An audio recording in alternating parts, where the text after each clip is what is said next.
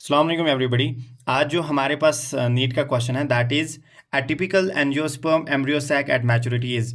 इसके चार ऑप्शंस दिए हैं। First one is 7 nucleate 7 celled, 8 nucleate 8 celled, 8 nucleate 7 celled, 7 nucleate 8 celled and इसका जो राइट आंसर है that is 8 nucleate 7 celled. Now अब हम देखेंगे हमने इस क्वेश्चन का आंसर कैसे किया। वी नो दैट हमारे पास जो प्लांट किंगडम होते हैं, प्लांट किंगडम में एक हमारे पास आता है एल्गाई, इसमें आते हैं ब्रायोफाइट्स, इसमें आते हैं टेरिडियोफाइट्स, इसमें आते हैं जिम्नोस्पर्म्स एंड इसमें आते हैं एंजियोस्पर्म्स। हमारे पास जो एंजियोस्पर्म्स होते हैं इनको हम कहते हैं फ्लावरिंग प्लांट्स। अब इसमें जो एम्ब्रियो सैक होता है, इसमें एम्ब्रियो सैक में 3 एंटीपोडल्स होते हैं। क्या होते हैं? 3 एंटीपोडल्स एंड यहाँ पे होते हैं 2 साइनरजेट्स एंड 2 साइनरजेट्स के बिटवीन में होता है एक एग सेल। क्या होता है? एक एग सेल एंड बीच में होती है सेंट्रल सेल। क्या होती है? Central cell.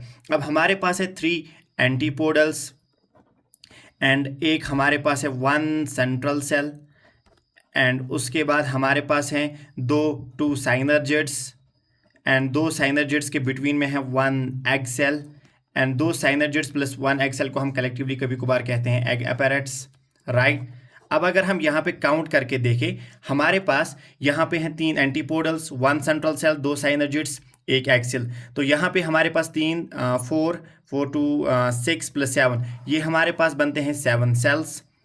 एंड अगर हम न्यूक्लियस काउंट करें तो यहाँ पे 3 हो गए 6 और सेंट्रल सेल में होते हैं 2 न्यूक्लियस। सेंट्रल सेल में हो गए 2 न्यूक्लियस तो इक्वल टू 8 न्यूक्लिएटेड कंडीशन। तो हमारे पास जो एंजियोस्पर्म में एम्ब्रियो सैक होता है उसमें 7 सेल्स होते हैं जिसमें 3 एंटीपोडल्स होते हैं, 2 साइनरजेट्स होते हैं, 1 सेंट्रल सेल होती है, 1 एग सेल होती है एंड उसके पास 8 न्यूक्लियस होते हैं एंड जहाँ पे सेंट्रल सेल में 2 न्यूक्लियस होते हैं। तो इसीलिए हमने इस क्वेश्चन का आंसर जो रखा था दैट्स 8 न्यूक्लिएट 7 सैलड। और आपको ये भी पता है इसमें जो 7 सेल्स होते हैं उसमें 3 एंटीपोडल्स होते हैं, 2 साइनरजेट्स होते हैं, 1 एग सेल होते हैं एंड 1 सेंट्रल सेल होती है। Thank you.